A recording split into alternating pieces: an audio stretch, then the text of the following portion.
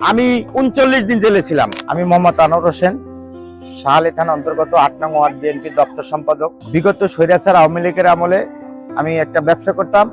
আমার ব্যবসা প্রতিষ্ঠানে আওয়ামী লীগের লোকজন হামলা করছে, পরে আর আমি ওর ব্যবসা করতে পারি নাই। ২০২৩ সালে আমি অ্যারেস্ট হয়েছি, আমি জেলে ছিলাম। তো আমাদের নেতা সৈয়দ আবু বকর সিদ্দিক সাজু ভাই, উনি খবর শুনছে যে আমি অ্যারেস্ট হয়েছি।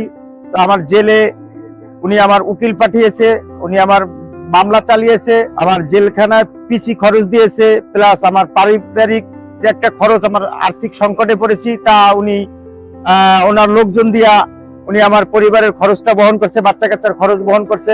ওনার কাছ থেকে আমি অনেক সহযোগিতা পেয়েছি, তার কারণেই আমি রাজনীতিটা কন্টিনিউ করতে পেরেছি। আমার ওই জননিরাপত্তা আইনে জেলে ছিলাম ৪৫ দিন। বিসমিল্লাহির রহমানির রহিম।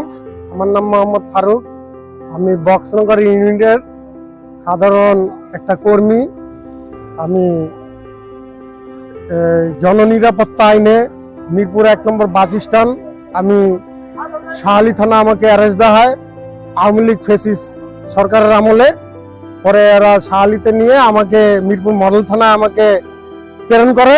প্রেরণ করার পরে আমাকে জেলখানায় প্রেরণ করে মডেল থানা করার পরে আছে সিদ্দিক সাজু ভাই আমাকে, আমার পরিবারকে খোঁজ খবর রাখে এবং কি আমাকে সবসময় তিনি খোঁজ খবর রাখছেন।